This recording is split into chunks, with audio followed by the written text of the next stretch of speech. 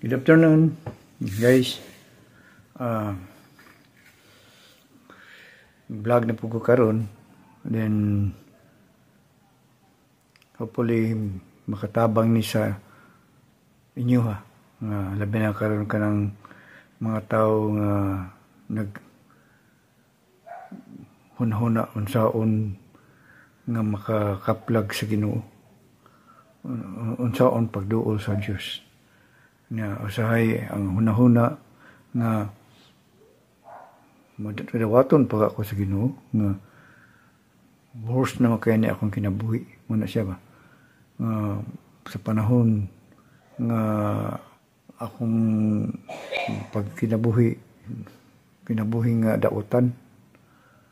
So yan yung panahon na nga tanaw na ako murag imposible na mausab pang akong pagkatao.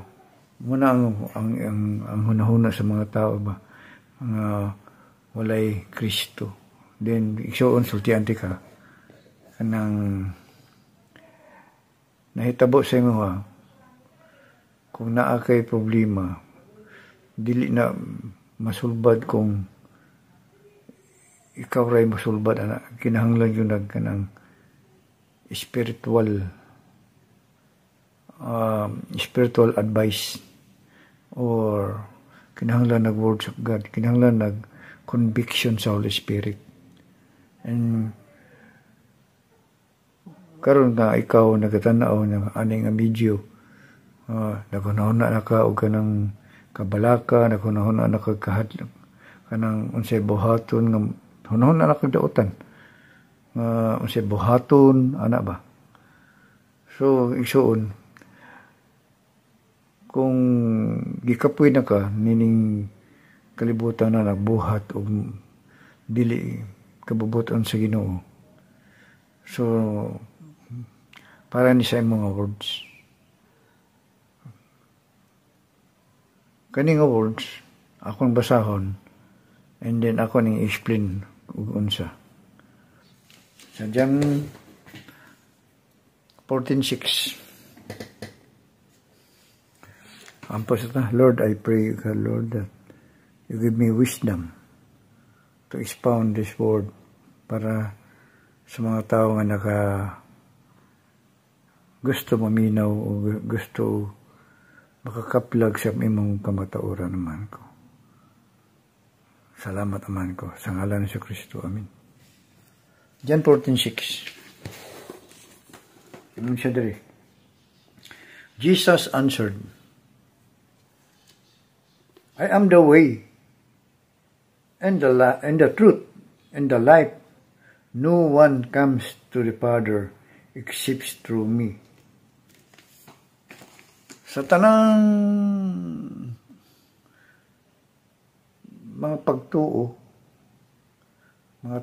pagtuo nimo, ang uban nagtuo kang Allah, ang uban nagtuo kang Buddha, ang uban nagtuo kang Hari Krishna, pero walay kaluwasan.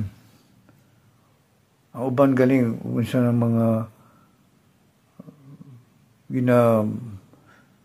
worship nila kanang tao sa India, kanang elepante nga tao nga ang ulo sa elepante nga taas kayo, muna ilang Diyos ambot unsa na siya. Ang uban sa naay daghang kamot, babae niya daghang kamot, ano ba na dito sila nakapokus nga katong nga object mo to ang kaluwasan, pero ingon ang pulong sa Ginoo ana siya, I am the way and the truth and the life. No one comes to the Father except through me. Siya daw ang dalan. Yung si Jesus ha? Jesus answered. Punta naman siya ni Kuan. Panguta naman sa siya ni Thomas sa 5. Ano siya? Thomas said to him, Lord, we don't know where you are going, so how can we know the way? Ano si Thomas, magkukubalo ka sa mga Lord niya. Asa na may paingon? Ano ba? Stranded ng iyang hunahuna ka ng iyang hunahuna, blanco. Kung mawala ka, Ginoo, asa may paingon?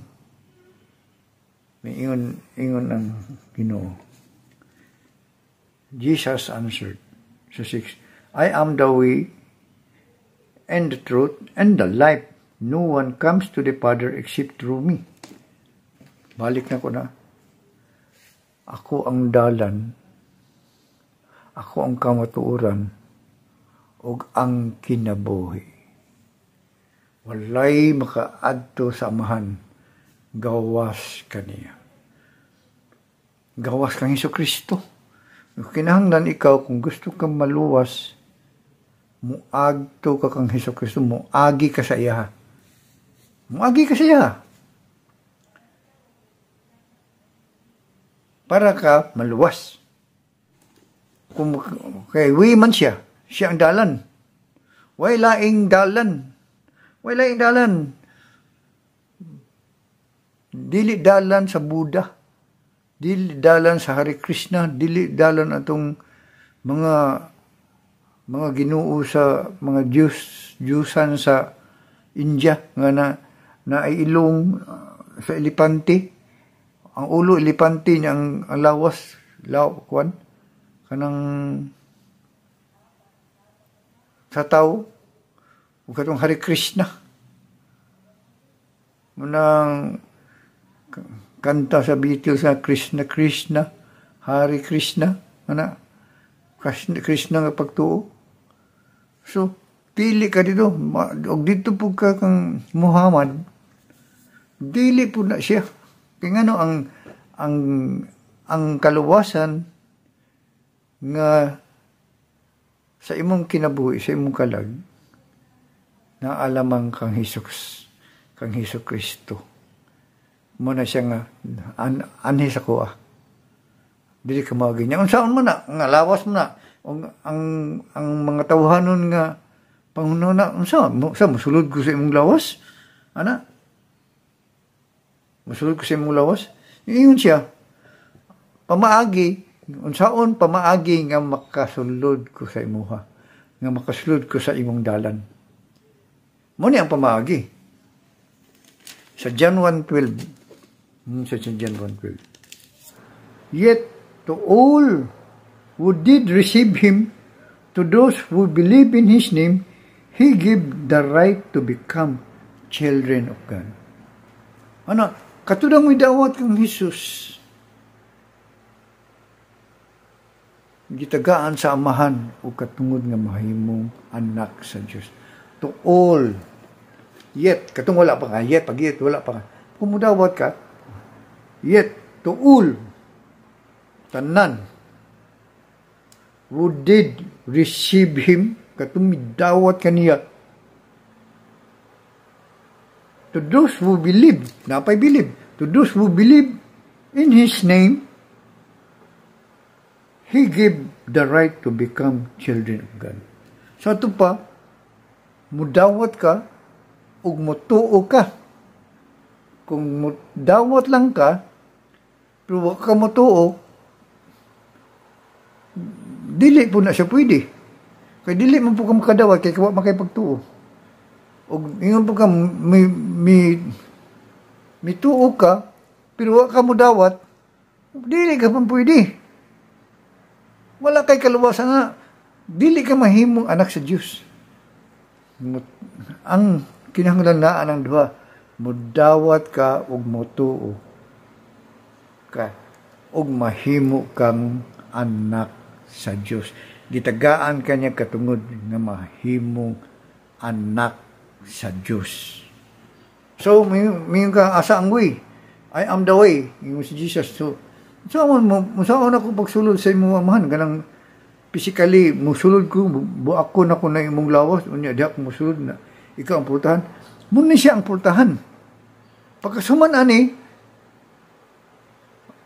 kung anak na ka sa Diyos, ingon sa John 3:16, for God so loved the world that He gave His one and only Son, that whoever believes in Him shall not perish, but have eternal life. Pag ingon ni Jesus, I am the way, then the truth and the life, no one can come to the Father except through me. So, gwapo kung mudo ka po. Ang nakagwapo nga offer sa Ginoo kay once nga mo believe ka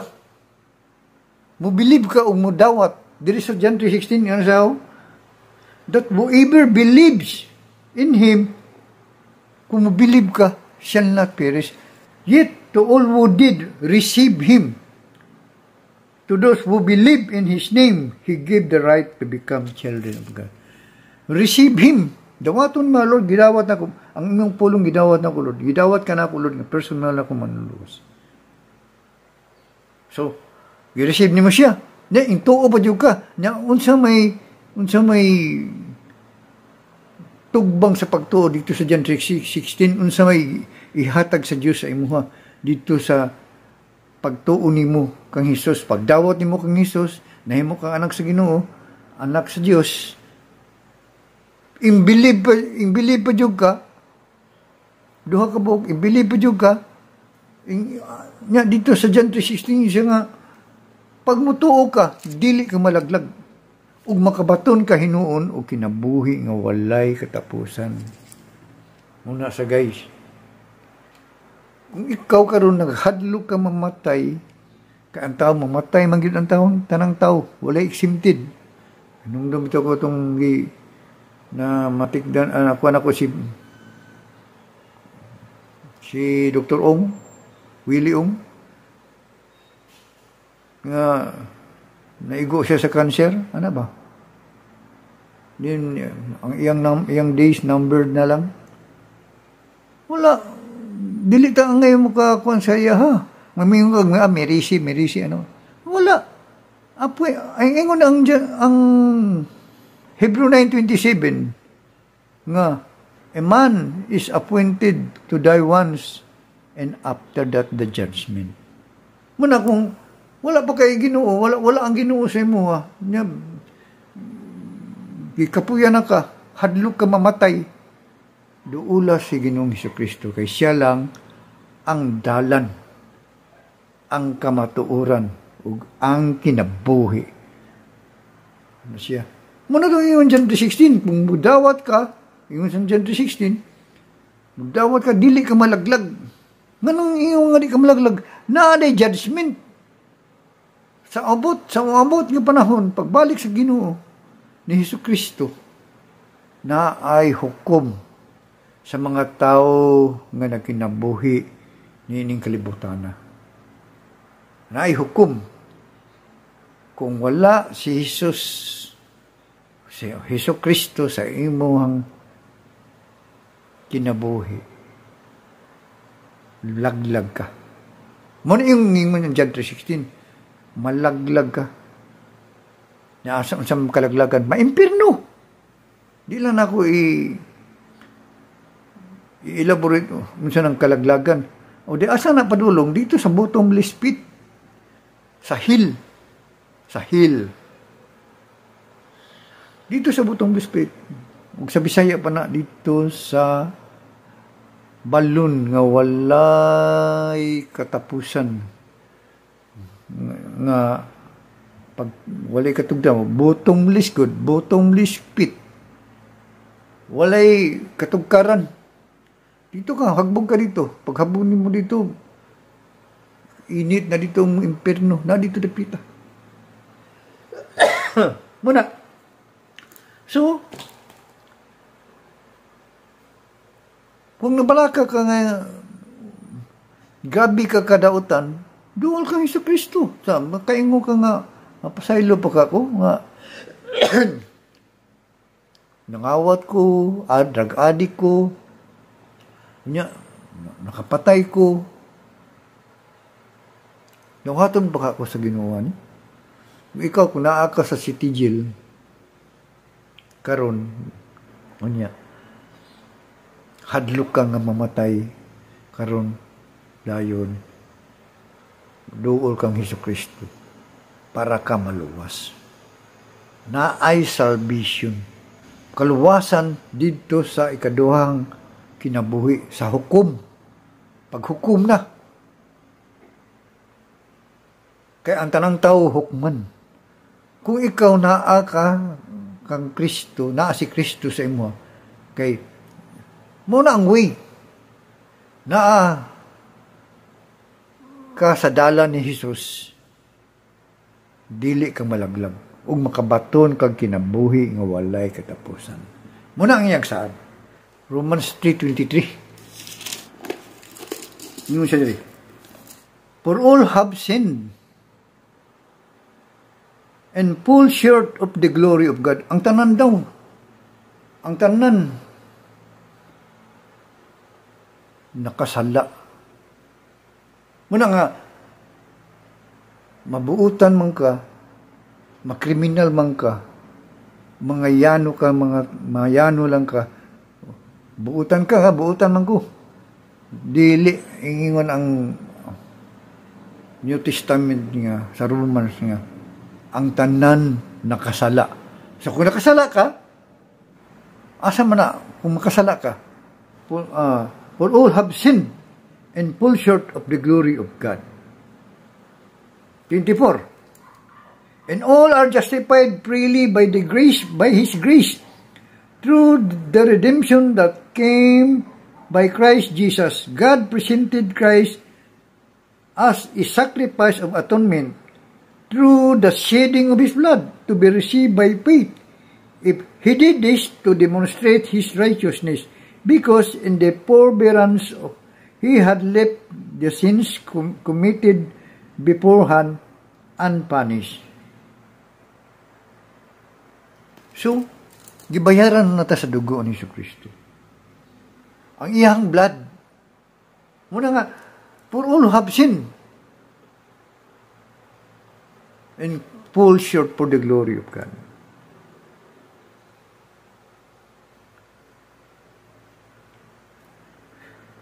And all are justified freely by His grace through the redemption that came by Christ Jesus. Muna siya, ako ang way. Pagdawat ni mo, gitagaan ka niya katungod nga mahimong anak. And then, pag human sa, gitagaan ka katungod sa nga mahimong anak, gitagaan ka niya o kinabuhi nga walay katapusan. Ug unya, kay naman kinabuhi nga walay katapusan, dili na ka malaglag. So kung ingon nga, ang John 3:16 nga dili na ka malaglag, dili na ka hukman. Wala na hukom. Pagbalik sa Ginoo, tagbo na lang ka dito. Dili na ka i-judge. Katulang i-judge katong mga makasasala sigon sa iyang mga binuhatan. Mingon ka, gabi sa no. Mingon ang Bible nga hukman ang tanan. Hukman ang tanan. Pero ang indawat man ka. Agi naman ka sa dalan. Ang agi naman ka sa tinuod nga dalan kang Hesukristo. So safety na ka. Kaya naman, nabaday anak nga hukman pa. Anak naman ka.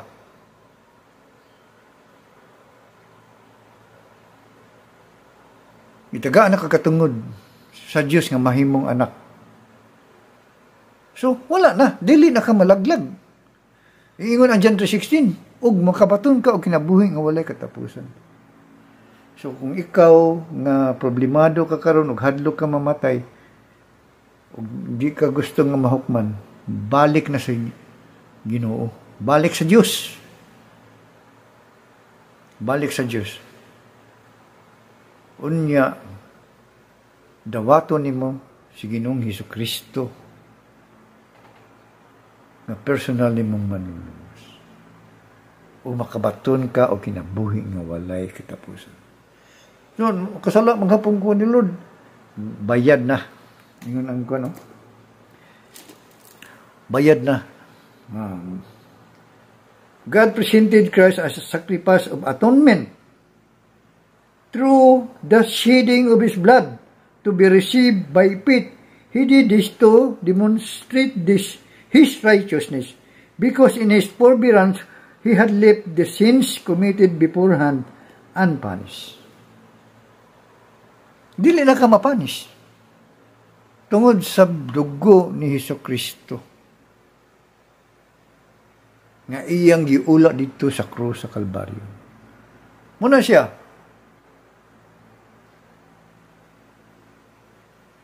Ingon po ang Romans 8. Therefore, there is now no condemnation for those who are in Christ Jesus. Kung naa na si Kristo sa imuha, wala na, dili na kahukman. Muna, dili na kahukman. Dili na ka, i-judge ka. Ato ka dito sinto. Dili na ka ma-impirno. Kaya nga naman, anak na ka sa Diyos. Anak na ka. Pinaagi kang Hesukristo, anak na ka niya.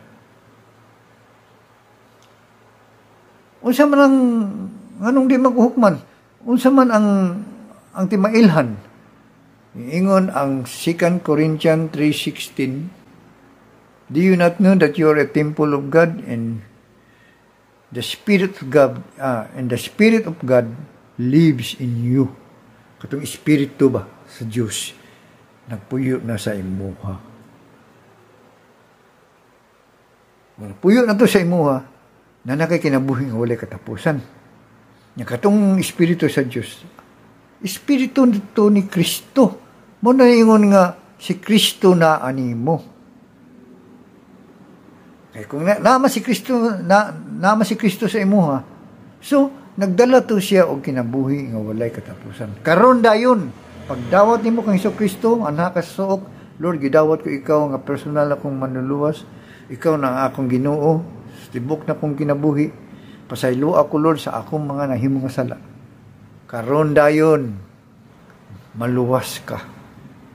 Karon dayon, pasayloon ka sa Diyos. Karon dayon. Muna guys, dool kang Ginoong Hesukristo. Dool sa atong manluluwas. Ingon siya, I am the way, the truth, and the life. No man can come to the Father except through me. So wala. Ang mga Hare Krishna, mga Buddha, kanang si Muhammad sa Islam, wala. Dili na sila makaluwas. Dili na sila makaluwas. Pilion lang sa Diyos Amahan. Pag adto dito, ay, kuwan man ko. Muni akong sikta. Tanaw niyo. Kisa man na imong kuwan. Ay, dili man ako na anak. Buddha. Dili ako anak. Ang akong anak si Jesus Christ. Si Jesus Christ.